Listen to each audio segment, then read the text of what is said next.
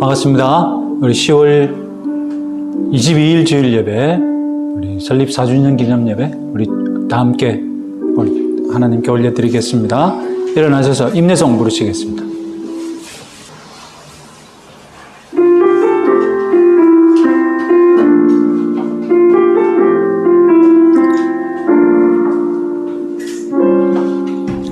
우리 모두 예배하는 자 되어 온전히 영과 진리로 주를 예배하자.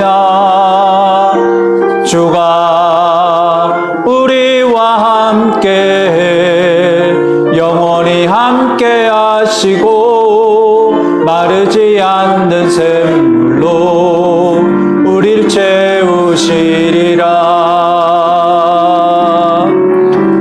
우리 모두 예배하는 자 되어 온전히 영과 진리로 주를 예배하자. 주가 우리와 함께 영원히 함께 하시고 마르지 않는 샘물로 우릴 채우시리라. 주역에 맞춰서 묵상 기도 드리시겠습니다.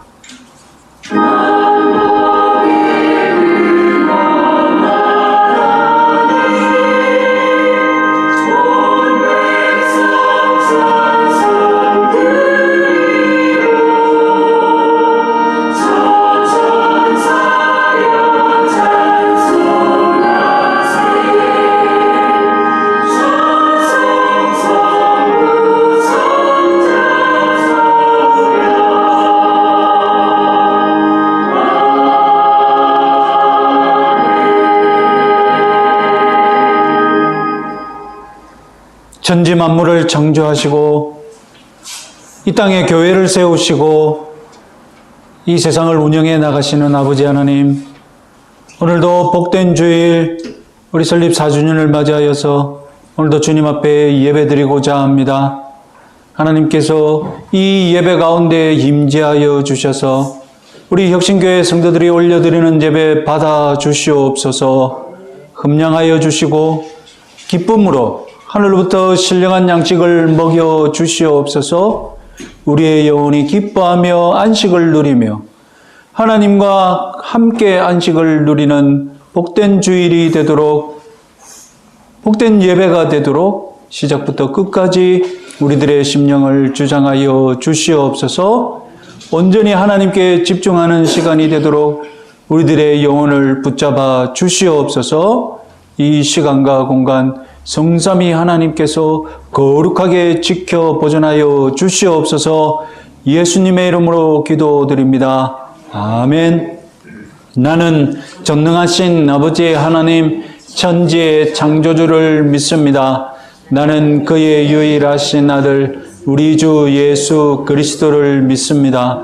그는 성령으로 잉태되어 동정녀 마리아에게서 나시고 본디오 빌라도에게 고난을 받아 십자가에 못 박혀 죽으시고 장사된 지 사흘 만에 죽은 자 가운데서 다시 살아나셨으며 하늘에 오르시어 전능하신 아버지 하나님 우편에 앉아 계시다가 거기로부터 살아있는 자와 죽은 자를 심판하러 오십니다. 나는 성령을 믿으며 거룩한 공교회와 성도의 교제와 죄를 용서받는 것과 몸의 부활과 영생을 믿습니다. 아멘. 우리 앉으셔서 찬양하는 시간 갖겠습니다.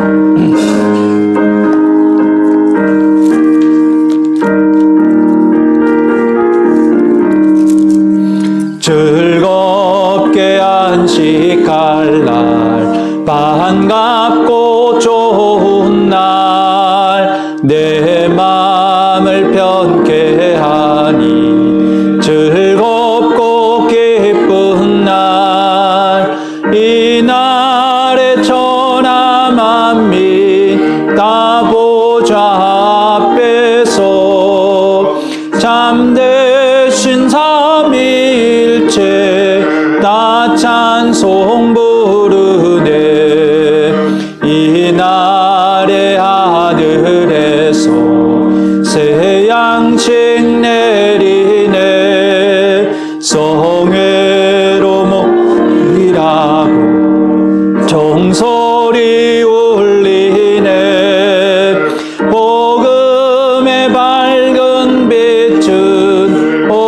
세상 비치며 또 영생물이 흘러 시원케 하시네. 이 주일 지킴으로 새 은혜 입어서 영원이신 곳에서 다 올라갑시다. 성부께 찬미하고 성자와 또 성령 참되신 삼위일체 다 찬송 부르세. 아멘.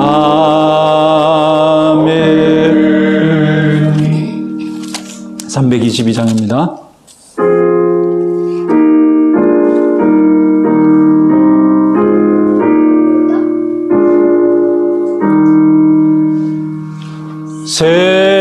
세상의 헛된 신을 버리고 하나님 이름 높여 기리세. 온 천하 백성 모두 나와서 다 같이 하나님만 섬기세. 세상의 헛된 우상 버리고 인간의 모든 부귀영화와 거짓과 불의 모두 버리고 온전히 하나님만 섬기세. 주님의 백성 서로 헤아려 시기와 미움 아주 버리고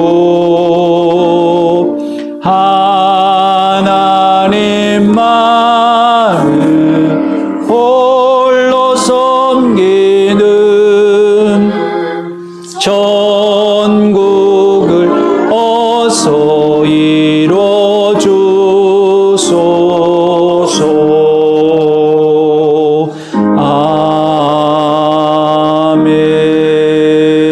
아멘.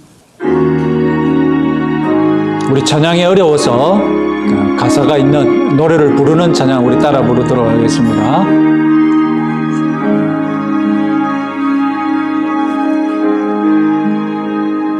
어둠 속 헤매이던 내 영혼 갈 길 몰라 방황할 때에 주의 십자가 영광의 그 빛이 나를 향해 비추어 주셨네. 주홍빛보다 더 붉은 내 죄 그리스도의 피로 씻기어 완전한 사랑 주님의 은혜로 새 생명 주께 얻었네. 은혜 아니면 나서지 못하네. 십자가의 그 사랑 능력 아니면 나서지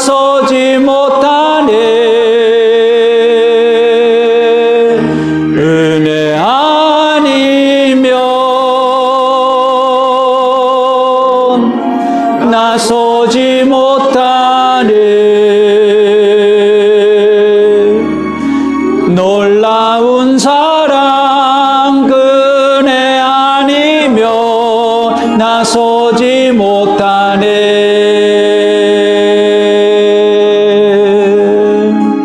나의 노력과 의지가 아닌 오직 주님의 그 뜻 안에서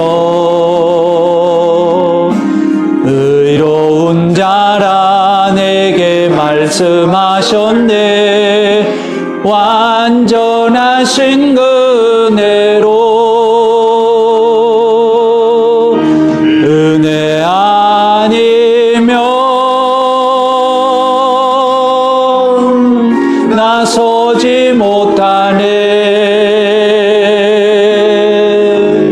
십자가의 그 사랑 능력 아니면 나서지 못하네. 은혜 아니면 나서지 못하네. 완전한 사랑 그네 아니면 나서지 못하네. 이제 나 사는 것 아니요 오직 예수 내 안에 살아 계시니 나의 능력 아니 주의 능력으로 이제 주와 함께 살리라. 오직 은혜로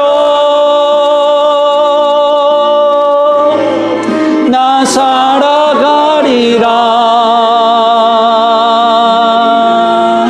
자가의 그 사랑 주의 능력으로 나는 서리라.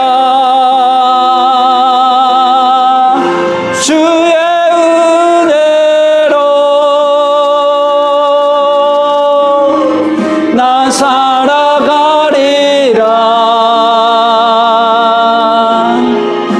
십자가 사랑 그 능력으로 나 살리라. 주 은혜로 나 살리라.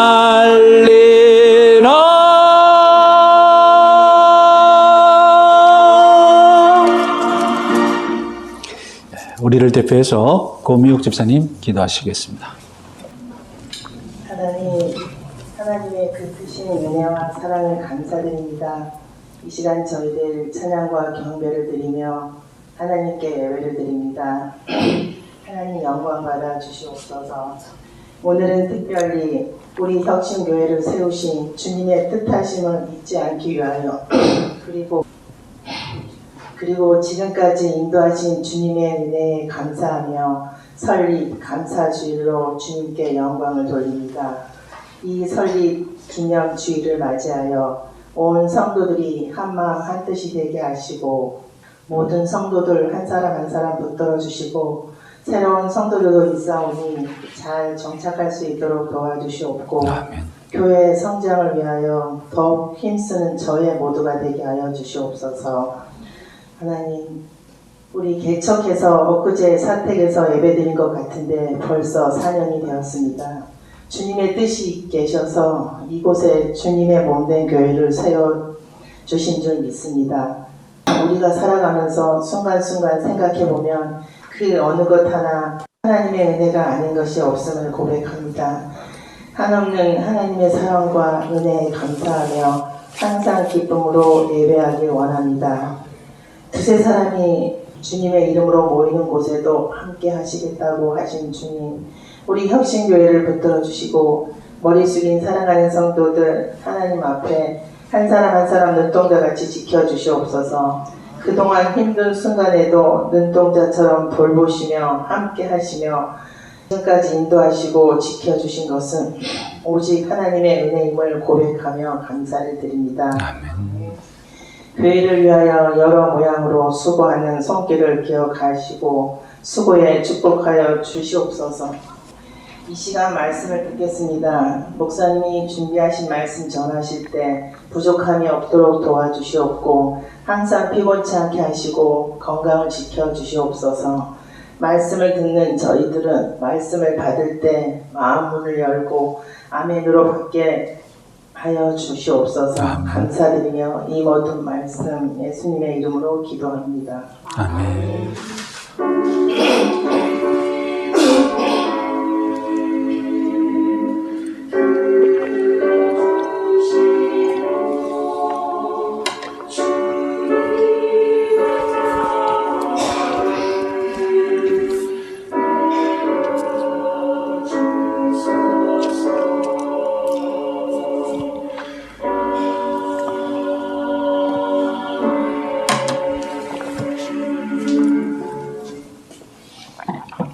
하나님 말씀 창세기 2장 7절 말씀입니다. 다 같이 읽겠습니다. 여호와 하나님이 땅에 흙으로 사람을 지으시고 생기를 그 코에 불어 넣으시니 사람이 생명이 되니라. 아멘. 예, 오늘 드디어 하나님의 인간 창조에 대해서 말씀드리게 되었습니다. 사실 창세기 1장 26절, 27절에서 하나님께서 사람을 하나님의 형상으로 창조하셨다.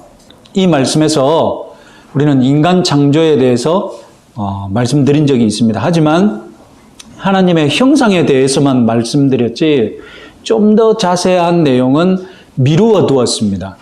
왜냐하면 창세기 2장이 인간 창조에 대해서 더 자세히 말씀하고 있기 때문에 2장에서 좀 더 자세히 말씀드리겠다고 약속드렸었죠.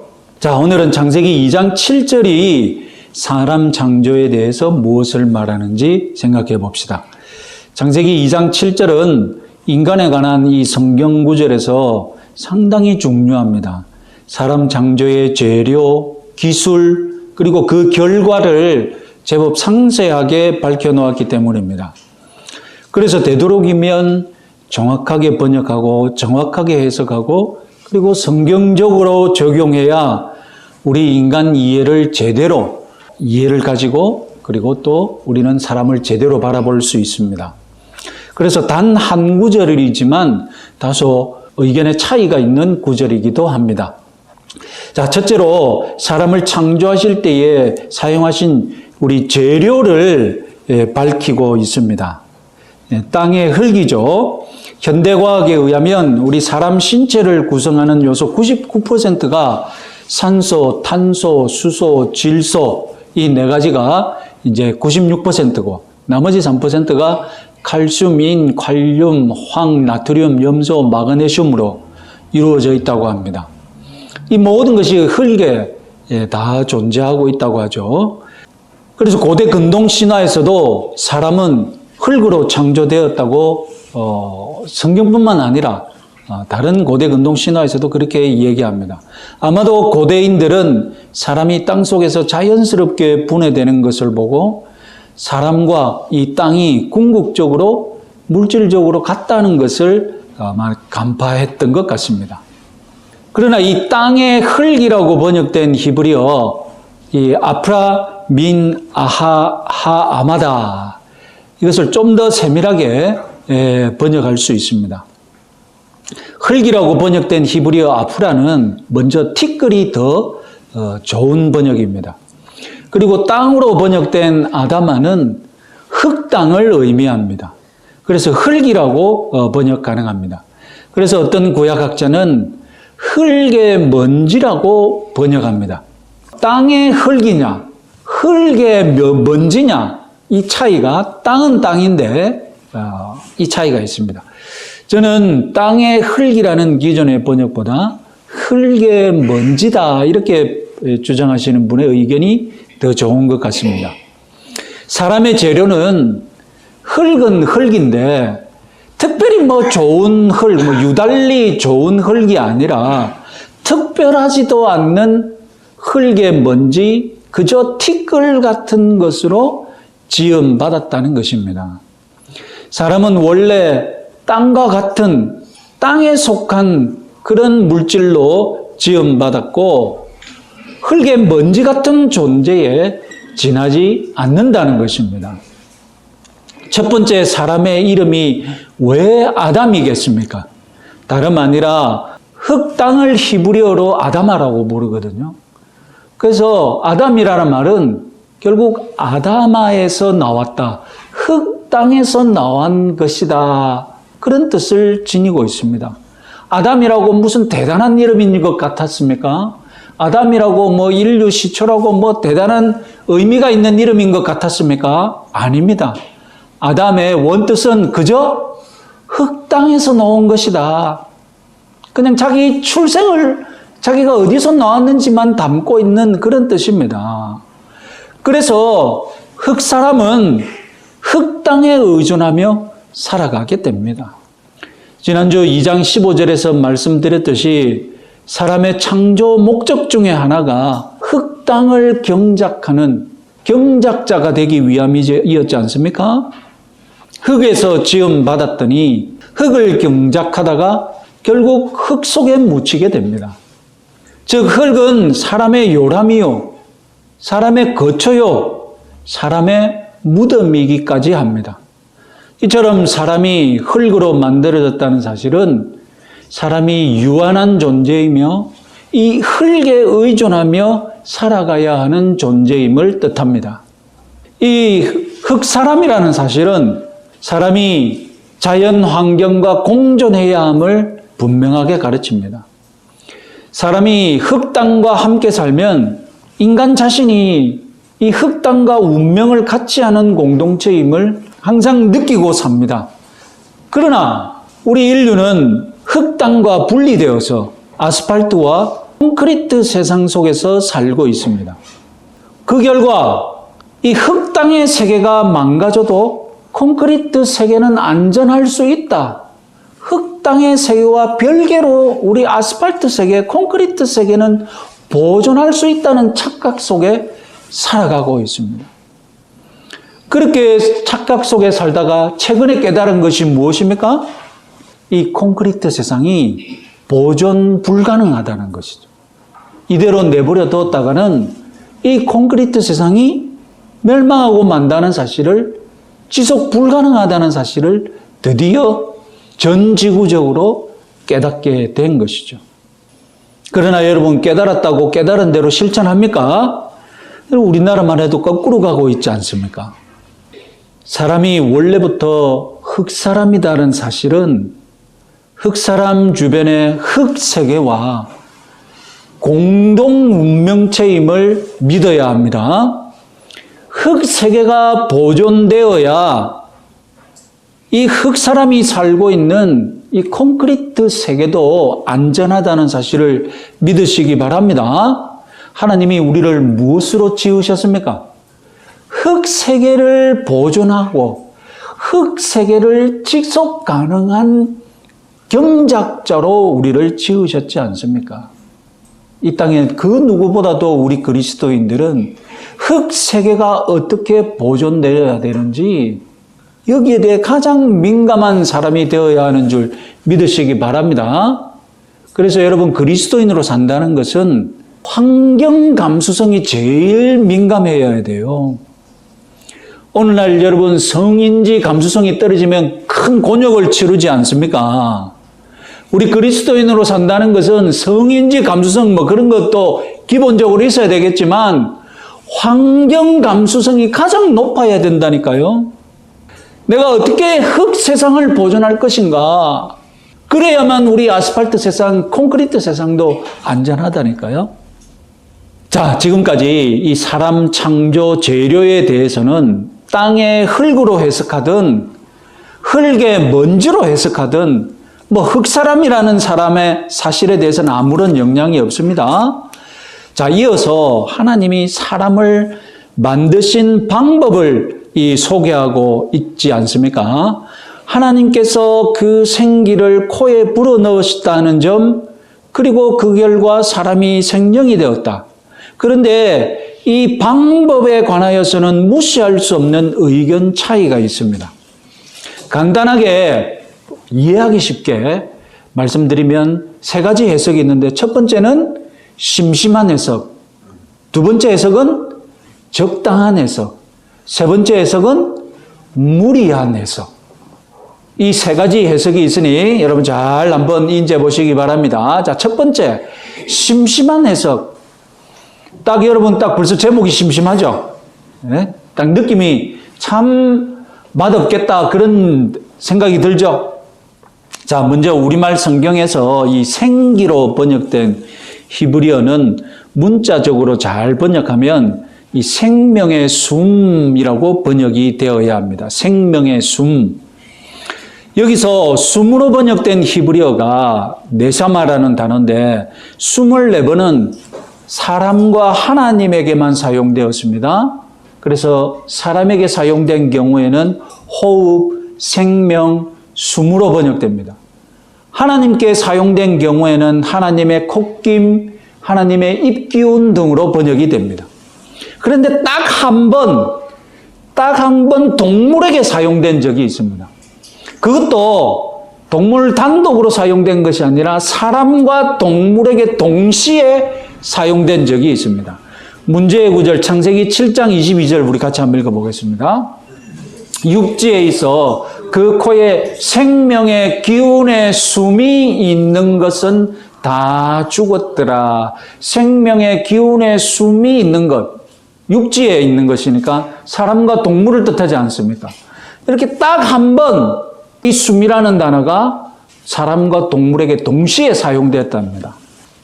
심심한 해석, 무미건조한 해석에 의하면 이 숨이라는 히브리어가 딱 한 번일지라도 동물에게 사용되었으니까 숨이라는 단어로는 사람과 동물의 간격을 논할 수 없다는 것입니다. 그럼 사람과 동물 간의 차이점, 그건 어떻게 됩니까? 그건 이미 창세기 1장에서 하나님의 형상이 있지 않습니까? 그것으로 되었다는 말입니다. 그럼 동물이나 사람이나 구별이 없이 가지고 있는 이 생명의 숨은 구체적으로 무엇입니까? 하나님께서 이 생명의 숨을 창세기의 사람과 동물에게만 불어넣어 주셨고 오늘날 21세기를 사는 모든 생명은 그럼 숨을 불어넣어 주시지 않는다는 말입니까? 그건 아니지 않습니까? 언제 어느 때건 모든 생명은 생명의 주권자이신 하나님께서 선물로 주셨다. 이것을 이 신앙을 창세기는 어떻게 표현했습니까? 생명의 숨을 하나님께서 불어넣어 주셨다라고 표현한 것입니다. 그 결과 아담은 생령이 되었습니다. 자, 우리말 성경은 근사하게 생령으로 번역했지만 히브리어는 네페시 하야입니다. 기억하십니까? 창세기 1장 20절과 24절에서 생물로 번역된 히브리어가 바로 네페시 하야이지 않습니까? 네페시, 이것은 숨쉬다 이런 뜻을 가진 나파시에서 나왔습니다. 그래서 움직임과 숨 어떻습니까? 많이 움직이면 숨을 어떻게 해야 됩니까? 숨을 많이 쉬어야 되죠? 안 움직이면 숨을 안 쉬지 않습니까? 죽으면 숨이 끊어진 것입니다. 그래서 네페시 하야는 살아서 움직이는 것. 구체적으로는 식물을 제외한 동물을 가리켰고 그리고 사람도 가리켰고 우리 성경은 창세기 1장에서 이 네페시 하야를 생물로 번역했습니다. 그런데 이 심심한 해석에 의하면 창세기 2장 7절의 네페시 하야도 최신 영어 성경들처럼 그저 살아있는 피조물, 살아있는 존재 이렇게 번역해야 한다는 것입니다. 창세기 1장에서 그렇게 번역했기 때문에 자, 여러분 지금까지 해석을 모아보면 하나님께서 흙으로 사람을 만드셨을 때에는 숨쉬지 않는 사람이었는데 그저 흙으로 만들어진 숨쉬지 않는 존재였는데 하나님께서 마치 인공호흡으로 살리듯이 사람에게 생명의 숨을 주셨고 그 덕분에 사람은 숨쉬고 움직이는 존재, 네페시 하야가 되었다는 이런 해석이 바로 심심한 해석입니다. 자, 그럼 두 번째 해석은 무엇이냐? 적당한 해석, 제가 이름을 붙인 겁니다. 제가 보기에 적당하다는 것이죠. 적당한 해석은 생기를 불어넣었다. 생명의 숨을 불어넣으셨다는 이 표현에 좀 더 남다른 의미가 있다고 보는 것이죠. 자, 여러분 아까 숨으로 번역된 히브리어가 24번은 사람과 하나님께 사용되었다가 딱 한 번만 사람과 동물에게 같이 사용되었다고 창세기 7장은 그것을 보여드렸죠. 적당한 해석은 생명의 숨 불어넣는 것. 이것은 하나님께서 사람을 위한 특별한 창조 활동이다라고 보는 것입니다. 이 숨이라는 단어가 창세기 7장에서 딱 한 번 예외적으로 동물에게 사용되었는데 알고 보면 동물 단독으로 등장하지 않고 사람과 동물 모두를 묘사할 때 사용되었다는 점, 이것은 아마도 사람 때문에 어쩔 수 없이 동물까지도 잘못 사용된 것이다라고 추측합니다. 그래서 원래 숨은 동물에게는 사용 안 하는 단어였다고 추측하는 것이죠. 이것이 첫 번째 해석이라면 이 적당한 해석의 두 번째 판은 이 생명의 숨이라는 히브리어가 동물에게 사용된 단어인 것을 인정하자는 것이죠. 인정하는데 무엇이 중요하냐? 이 생명의 숨이라는 단어 자체가 중요한 것이 아니라 하나님께서 그 숨을 사람 코에 불어넣으신 것이 더 중요하다고 보는 것입니다. 왜냐하면 하나님께서 동물에게 생명의 숨을 불어넣으셔서 창조했다는 기사가 없지 않느냐? 그래서 하나님께서 생명의 숨을 직접 불어넣으셔서 창조한 존재는 사람뿐이다. 이 점에서 특별하다는 것입니다.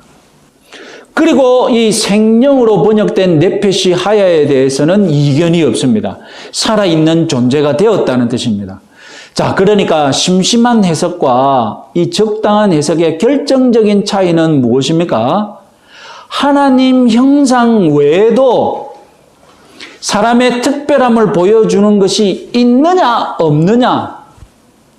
심심한 해석은 사람과 동물의 차이를 특징 짓는 것이 하나님의 형상뿐이다라는 주장입니다. 그런데 적당한 해석은 하나님의 형상도 사람의 특별함을 결정짓지만 그 외에도 생기를 불어넣는 것, 생명의 숨을 불어넣는 것, 이것도 사람의 독특한 점이다라는 것을 주장하는 것입니다. 저의 입장은 여러분 표를 보시면 아시겠지만 이미 생명의 숨은 이 동물이나 사람에게 같이 있다는 것을 인정합니다. 하나님께서 직접 코에다 불어넣어 주셨다는 점이 특별하다는 점을 지지합니다. 성경을 보면 하나님의 형상대로 지으셨다는 표현은 사람에게만 적용되죠. 그리고 창세기 1장에 의하면 사람은 하나님이 직접 창조하셨고 그리고 식물과 동물은 땅과 물이 만들어냅니다. 그런 점에서 차이가 있죠. 그리고 생명의 숨은 아까 말씀드렸듯이 한 번일지라도 동물에게 사용되었으니 인정하자는 것이죠.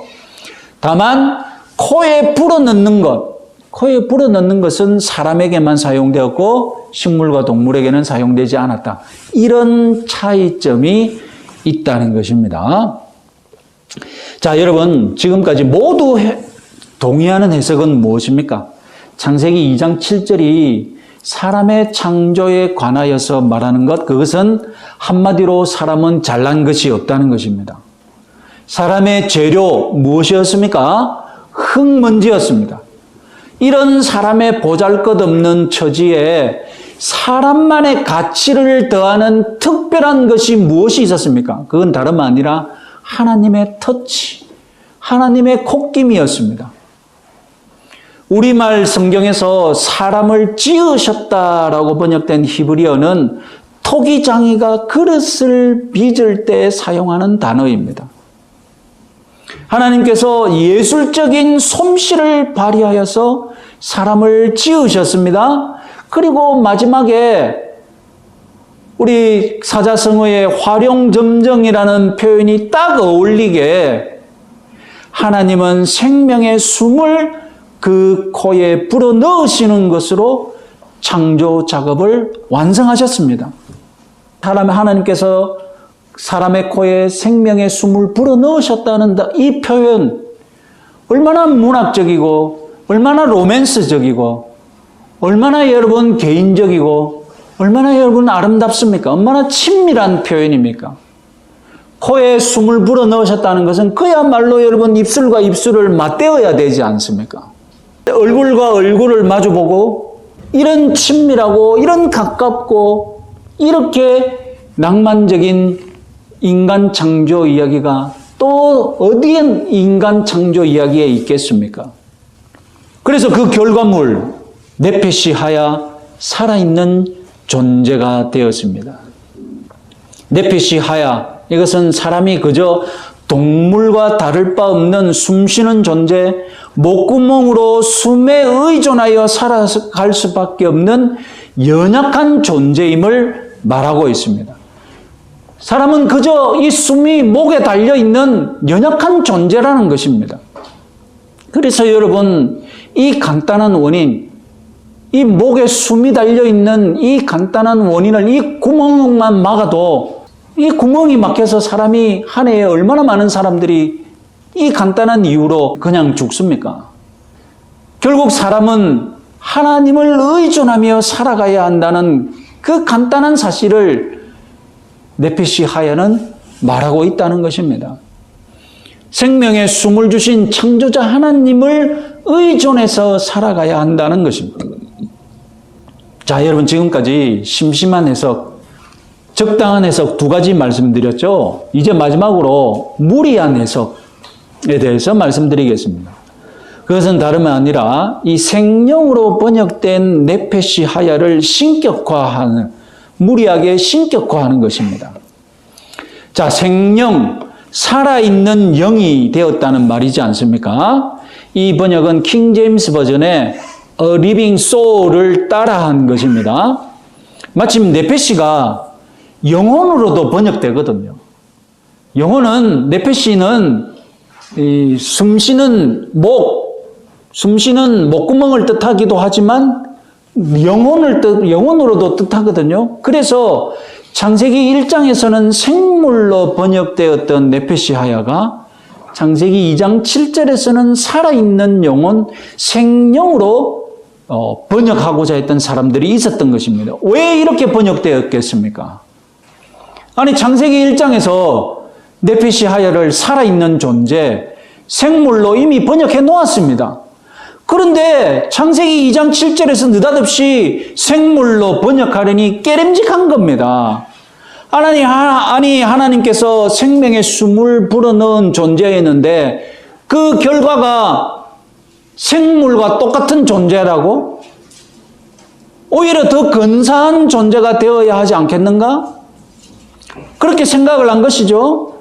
이런 부담감을 느낀 것입니다. 그래서 창세기 2장 7절에서만큼은 생물로 번역하지 않고 생령으로 번역해 놓고 창세기 1장과 다르게 번역했으니까 깨름직하니까 번역자 스스로도 자기가 없는 번역을 했다는 걸 아니까 각주 처리를 했는데 뭐라고 했겠습니까? 각주 처리를 해서 히브리어로는 생물이다라고 그렇게 밝혀 놓았어요. 생물로 번역해야 되는 걸 아는데 그렇게 번역 안 하니까 각주 처리로 해놓고 생물을 뜻한다라고 이렇게 인쇄해 놓은 것입니다.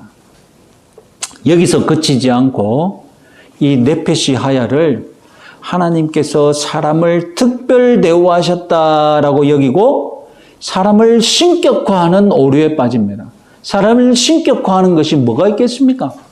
사람이 날아다닌다는 것도 아니고 사람이 무슨 기적을 행하는 것도 아니고 아담을 신격화하는 경우가 뭐가 있겠습니까? 아담은 죽지 않고 영생을 누리는 존재로 살았다라고 믿는 것입니다. 영생을 누리는 무한한 존재로 창조되었다라고 오해하는 것입니다. 그래서 이 네피시 하야인 아담은 죽지 않고 불사를 누리며 하나님과 천사들 같은 그런 영광스러운 존재로 살고 있었다라고 믿는 것입니다. 흙사람을 아예 천사 같은 존재로 만드는 거예요. 숨이 목에 까딱까딱 붙어있는 연약한 존재를 죽지 않는 존재로 만들어버린 거예요. 이런 신격화는 이미 고대 교회 때부터 있었습니다. 이 고대 유대인들도 아담을 불멸의 존재로 해석하고 믿고 있었습니다. 유명한 고대 유대 철학자 필로는 이런 말을 남겼습니다. 우리 필로의 글 같이 한번 읽어보겠습니다. 불멸성과 복된 삶을 포기한 채 너는 죽음과 불행으로 전락했다. 타락전 아담은 불멸, 영생의 존재였는데 타락으로 인해 필멸, 죽음의 존재가 되었다는 해석과 믿음, 이것이 이미 고대 유대인들에게 있었고 이 믿음이 고대 교회의 교부들에게도 이전되었던 것입니다. 오늘날 우리 칼빈주의 학자들은 한결같이 아담의 불멸성을 반대합니다. 디모데전서 6장 15절 16절 말씀 같이 한번 읽어보겠습니다. 하나님은 복되시고 유일하신 주권자이시며 만왕의 왕이시고 만주의 주시여 오직 그에게만 죽지 아니함이 있고. 여러분, 불멸의 특징은 누구의 본성입니까? 하나님만 가지고 계신다는 것이 성경적인 믿음입니다. 불멸, 영생, 이것은 하나님의 본성인 줄 믿으시기 바랍니다. 자, 불멸성은 하나님의 본성인데도 불구하고 어떻게 아담이 이 불멸의 존재라고 믿게 되었겠습니까? 그것은 하나님의 숨이 사람 속에 들어온 것, 혹은 하나님의 형상대로 지음받았다는 것, 이것은 하나님의 능력이나 하나님의 본성이 사람 속에 들어온 것이다라고 오해한 것입니다. 불멸하는 하나님의 본성이 그래서 아담 속에도 들어와서 아담도 불멸하는 존재로 만들었다고 착각해버린 것입니다. 자, 여러분, 우리 칼빈주의 신학은 타락 전 아담, 그리고 타락 후 아담, 그리고 타락이 없었다면 어떻게 되었을는지 이렇게 분명하게 가르치고 있습니다. 우리 칼빈주의 신학은 타락 전 아담에 대해 불멸과 영생의 존재라고 믿지 않습니다. 선악을 알게 하는 나무의 시험을 통과했다면 불멸과 영생의 복을 받았을 것입니다. 하지만 아담은 실패했고 그로 인해 죽을 수밖에 없는 상태가 되었다고 믿습니다. 그래서 불멸과 영생, 이것은 새하늘과 새 땅에서 우리가 부활의 몸을 입으면 가지게 될 복인 줄 믿으시기 바랍니다. 자, 간단하게 정리를 해보면요. 아담의 상태에 대해서 타락 전 죽을 수도 있는 몸이고 영생할 수도 있는 몸입니다. 그런데 어떻게 되었습니까? 시험을 받아서 타락해버렸습니다. 그래서 이제 어떤 몸이 되었습니까? 죽을 수밖에 없는 몸이 되었습니다. 만약에 타락이 없었다면 아담은 나중에 어떻게 됐겠습니까? 영생의 복, 불멸의 몸이 되었을 것입니다. 그런데 아담을 신격화합니다. 아담을 신격화하면 타락 전에 이미 어떤 몸이 되었다는 것입니까? 죽지 않는 불멸의 상태로 에덴에서 살았다는 것입니다. 그런데 타락해버리는 바람에 필멸의 상태로 전락했다고 믿는 것이죠. 이들은 차이가 있다는 것입니다. 자, 여러분, 네페시 하야를 1장에서는 생물로 번역했다가 2장에서는 생령으로 신령하게 번역한 배경, 그건 다름 아니라 아담이 영생을 누리는 존재였을 것이라는 이런 오해와 착각이 깔려 있는 것입니다. 그래서 실제로 아담이 네페시 하야가 되어서 영생을 누리면서 존재했다고 오늘날에도 믿고 있는 사람들이 다름 아니라 세대주의자들, 안식교인들, 그러면 누구도 믿겠습니까? 세대주의자들도 믿고 안식교회도 믿는다면 반드시 똑같이 믿는 사람들이 있죠? 창조과학 진영들입니다. 세대주의자들, 안식교인들, 창조과학 진영이 아담이 죽지 않는 불멸의 상태를 누리고 있었다라고 믿는다는 것입니다. 창조과학은 그냥 과학이나 열심히 하지 안 끼는 데가 없습니다. 그냥 과학을 안 하니까 시간이 남아도니까 이런 엉뚱한 해석하는데 계속 끼어서 같이 노는 거예요. 여러분, 우리는 세대주의나 안식교나 창조과학 진영처럼 인간을 신격화해서는 안 됩니다. 그러면서도 창세기 2장 7절의 네페시 하야는 사람의 목숨이 목에 붙어 있다. 사람의 목숨이 하나님이 불어넣어 주신 것이다. 그리고 사람은 목숨이 목에 붙어 있는 연약한 존재다. 이것을 말하고 있고, 그리고 사람은 하나님께 의존해서 땅과 함께 살아가야 하는 연약한 존재임을 뜻하는 줄 믿으시기 바랍니다. 이 연약한 네페시 하야, 이 연약한 흙사람에게 하나님은 특별한 가치를 부여하셨습니다.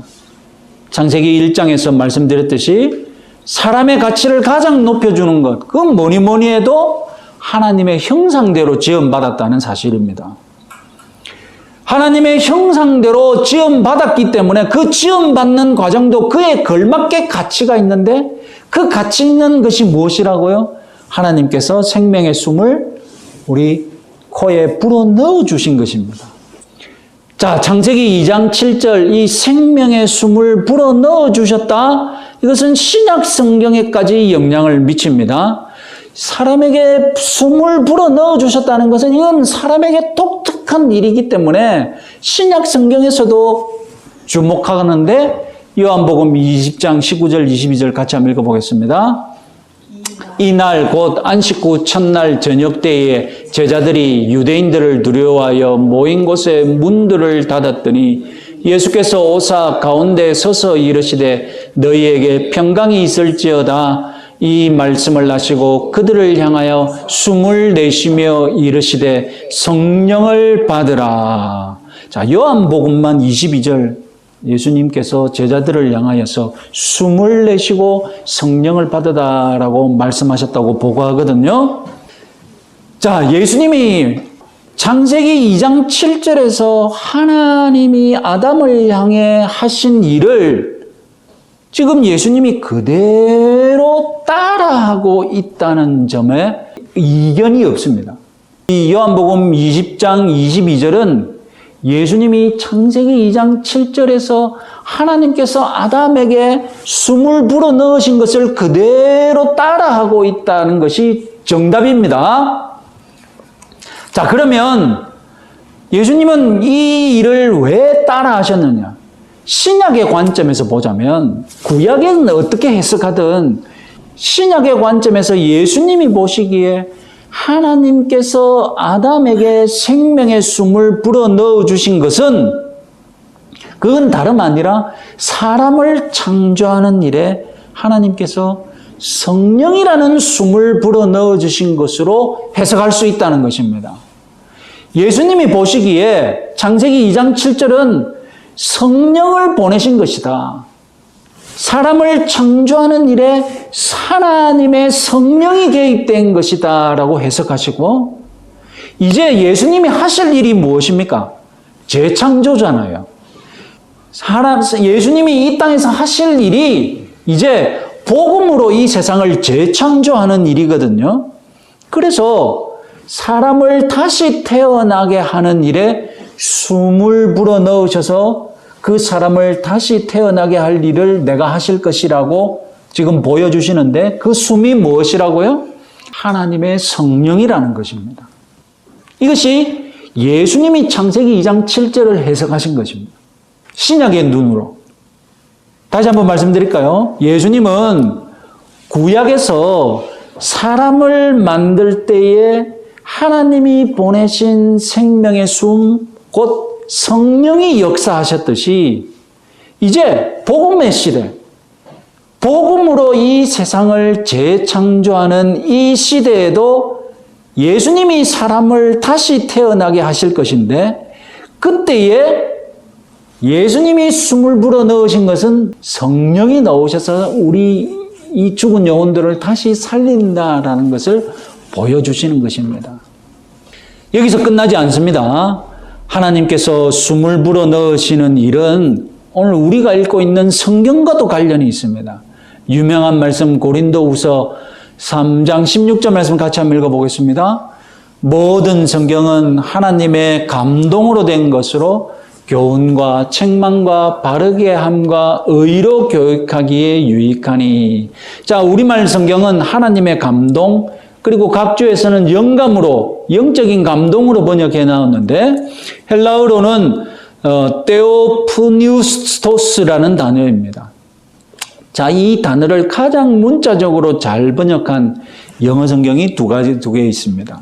이걸 한글로 번역하면 하나님에 의해 숨이 불어넣어진 이런 뜻이 되겠습니다. 그래서 우리는 번역을 어떻게 했냐면 하나님의 말씀, 모든 성경은 하나님의 감동으로 번역되었다, 감동으로 되었다라고 번역했지만 문자적으로 번역하면 모든 성경은 하나님께서 숨을 불어넣으신 것이다라고 번역할 수 있다는 것입니다. 이것이 더 좋은 번역이라는 것입니다. 우리에게 성경의 영감 교리가 잘 알려져 있습니다. 여러분, 일반적으로 우리가 영감이라고 하면 떠오르는 이미지, 떠오르는 그림, 떠오르는 영상이 무엇입니까? 사람에게 영감이 떠올랐다. 그 사람은 영감을 받았다 할 때 여러분 떠오르는 이미지가 뭡니까? 갑자기 반짝하고 무엇인가 깨달음이 싹 지나가는 그림이죠. 그죠? 그것이 우리가 영감 받았다 할 때 떠오르는 이미지 않습니까? 그러나 성경이 우리에게 영감이라고 번역된 것을 성경이 우리에게 말하고자 하는 이미지, 동작, 영상은 무엇이겠습니까? 하나님께서 우리에게 무엇을 주시는 것입니까? 숨을 불어넣어 주시는 것입니다. 하나님께서 우리에게 숨을 불어넣어 주시면서 우리가 성경을 접할 때에 하나님께서 후 하고 숨을 불어넣어 주시는 것이라니까요. 흙이라는 이 땅의 요소가 하나님이 숨을 불어넣으니 어떻게 되었습니까? 살아있는 존재가 되었습니다. 마찬가지입니다. 글을 쓰는 이 땅의 존재, 그리고 글을 쓰는 언어도 땅의 언어고 책도 땅의 요소입니다. 그러나 하나님께서 숨을 불어넣으시니 그 책이 어떻게 된다고요? 살아있는 하나님의 말씀이 됩니다. 하나님께서 숨을 불어넣어 주시는 변화야말로 사람을 사람답게 변화시키고 사람을 하나님의 사람으로 살게 하는 가장 중요한 요소인지 여러분 믿으시기 바랍니다. 오늘날 저와 여러분들도 그리스도인으로서 어떻게 살 수 있습니까? 하나님께서 저와 여러분들에게 성령을 어떻게 하셨기 때문에? 불어넣어 주셨기 때문에. 그래서 우리는 육체적으로 목숨이 목에 까딱까딱 붙어 있는 존재지만 영적으로는 성령이 불어넣어진 존재이기 때문에 우리 속에 불어넣어진 성령을 힘입어 살아가야 하는 줄 믿으시기 바랍니다. 우리 혁신교회 어떻게 살아갈 수 있겠습니까? 하나님께서 숨을 불어넣어 주시는 공동체가 되어야 살아갈 수 있는 줄 믿으시기 바랍니다. 그래서 하나님께서 숨을 불어넣어 주시고 날마다 숨을 불어넣어 주시고 하나님의 숨이 가득 찬 공동체가 되어야 살아갈 수가 있습니다. 우리는 육체나 영으로나 공동체로나 오직 무엇으로만 살아가야 하는 존재입니까? 하나님께서 숨을 불어 넣어 주셔야만 살아갈 수 있는 존재인 줄 믿으시기 바랍니다. 이번 한 주간도 하나님께서 생명의 숨을 불어 넣어 주셔야 그 복을 누리고 살아가는 한 주간 되시기 바랍니다. 찬양 여호와 우리 주여 찬양하겠습니다.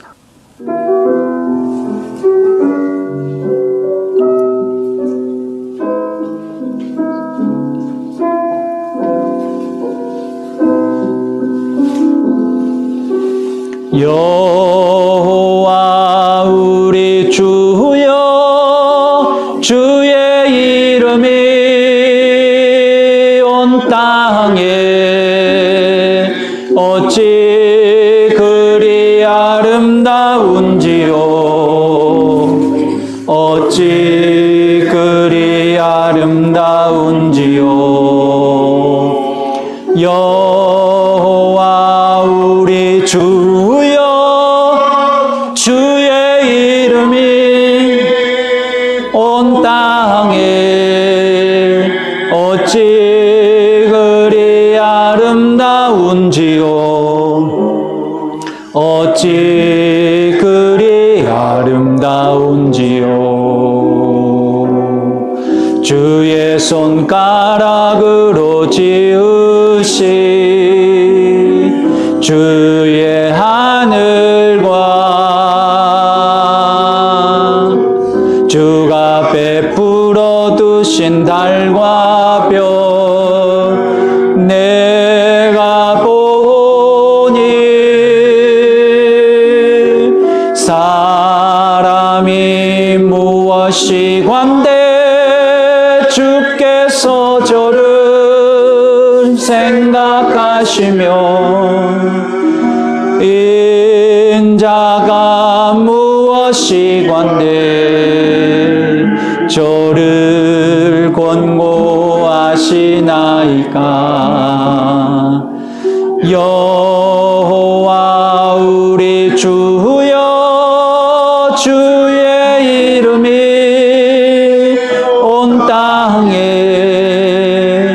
어찌 그리 아름다운지요 어찌 그리 아름다운지요 어찌 그리 아름다운지요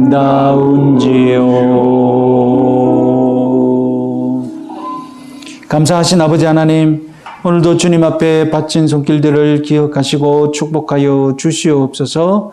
하나님께서 우리에게 주신 물질들 하나님 감사하는 마음도 함께 주셔서 하나님께 드리기를 주저하지 않게 하시고 또한 하나님께 드릴 때에 시험에 들지 않도록 하나님 우리에게 물질을 풍요롭게 채워 주시옵소서. 우리 혁신교회 성도들 경영하는 가게와 기업과 직장 위에 복을 주셔서 하나님을 통하여서 그리고 가게를 통하여서 직장을 통하여서 물질을 받을 때에 하나님께 감사하는 마음도 허락하여 주시옵소서.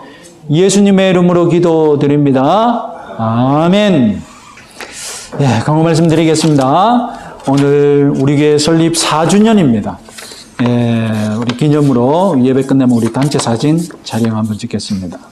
오늘은 점심을 축협 하나로마트 2층 제주촌이라는 식당에서 같이 외식하도록 하겠습니다. 우리가 그동안 사진을 찍은 것이 있는데 한번 보시겠습니다. 여러분 기억납니까? 2019년 10월 셋째 주일 10월 20일에 여기 이 겟세마네 소위 동산이라는 곳에서 예배를 드렸습니다. 여기 어디 있는지 응떠폭포 출입구 그 사거리에 맞은편에 지금은 공원으로 다 바뀌었죠. 지금은 공원으로 다 바뀌었고 공원으로 바뀌기 전 이곳에서 저희들이 2주간 예배를 드렸습니까? 2주간 예배를 드렸죠. 그 정원에서 같이 또 사진 찍은 것이 있었습니다. 다음 사진을 보시면 이제 우리 사택에서 11월 달부터 이제 사택에서 예배 드리기 시작했죠. 그리고 이제 2010년 10월 개척 1주년 계속 코로나 기간이어서 사택에서 예배를 드렸습니다. 그때 또 마스크를 쓰고 다 예배 드렸던 거 기억나시죠? 코로나 기간이어서. 그리고 다음 이제 여기 와서 이제 2주년 2021년 10월 셋째 주일에 개척 2주년 예배를 드렸습니다. 이 사진에는 또 다른 분들이 또 많네요. 다음 보시면 이제 3주년 작년이죠. 작년에서 또 예배를 이렇게 드렸고요. 인물이 약간씩 바뀌는 부분도 있죠. 오늘 또 같이 4주년 예배를 사진 찍겠습니다. 변함없이 이렇게 우리 혁신교회 개척에 참여하셔서 같이 신앙생활을 해주셔서 감사드립니다. 내년에도 변함없이 리멤버 리멤버라는 말이 있지 않습니까? 아시죠? 이멤버 리멤버. 이 멤버 변함없이 오히려 더 많은 성도님들이 같이 사진에 참여할 수 있도록 협력해 주시기 바랍니다. 감사합니다. 우리 다 같이 박수 한번. 자, 소그룹 모임 오늘 쉬겠습니다. 우리 축도로 일단 예배를 마치겠습니다. 우리 주 예수 그리스도의 은혜와 하나님 아버지의 사랑과 성령의 교통하심이 하나님께서 우리에게 베풀어 주신 그 은혜에 감사하는 마음으로 살기를 원하는 모든 성도들 머리 위에 영원토록 함께 있을지어다. 아멘.